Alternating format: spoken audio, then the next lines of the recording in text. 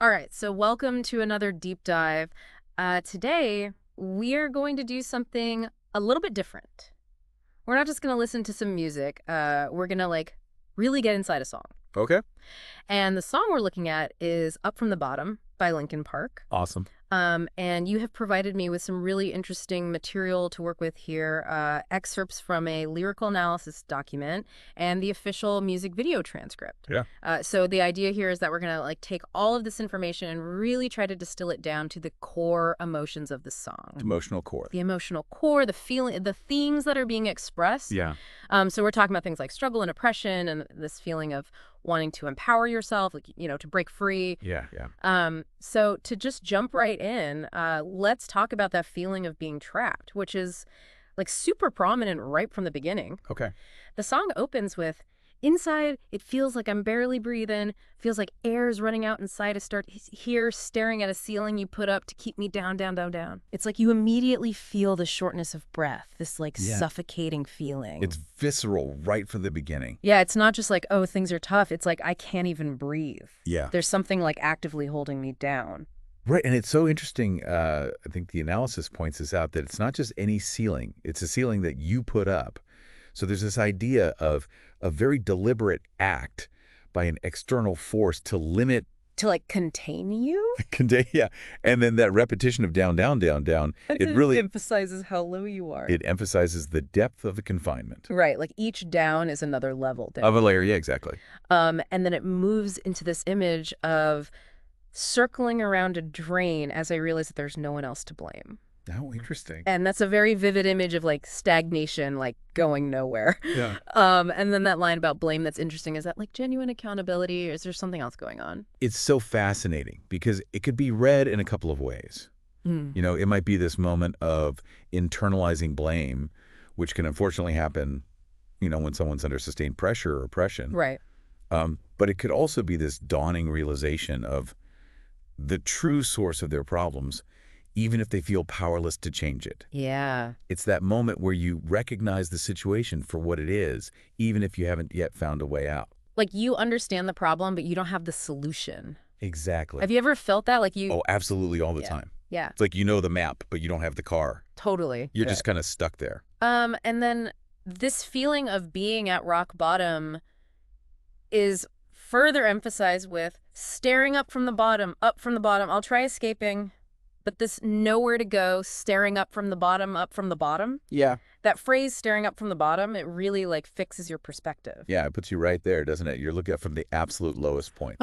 Yeah, and it's interesting that it's paired with that desire to escape. I'll try escaping. Right. But there's nowhere to go. Yeah, it highlights that feeling of being trapped, and it suggests that the barriers might not just be external, but also internal. Yeah. Like those times when you try to improve things and you just keep hitting a wall. Yeah, it's incredibly frustrating. It's like running in place. Absolutely.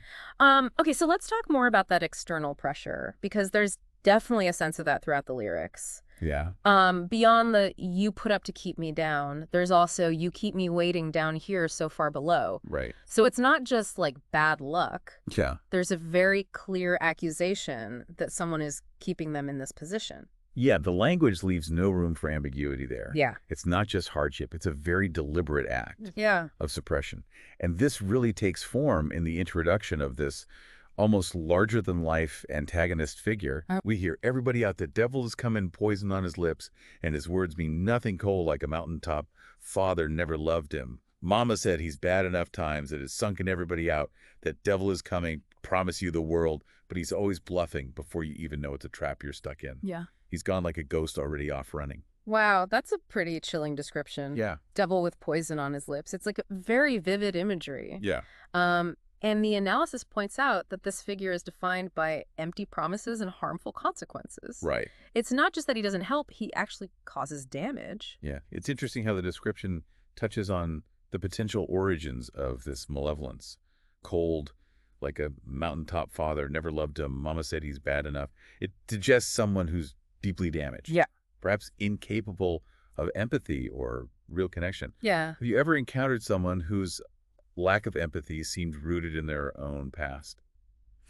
I mean, I guess I can't say that I've like analyzed people to that extent, but I Yeah. mean, I'm sure I've all met people who just seem like incapable of empathy. Yeah. But yeah, it definitely adds another dimension to this antagonist figure. Right. It's not just some random bad guy. Yeah. And then the tactics he uses, of promise you the world, but he's always bluffing, leading to a trap you're stuck in.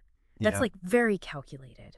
It is, yeah, and it speaks to a very specific kind of manipulation. Yeah. It's not just about keeping someone down through force. It's Yeah. about using deception to ensnare them. Right. And then that last line, he's gone like a ghost already off running, really highlights a complete lack of accountability. It's like hit and run. Yeah, exactly.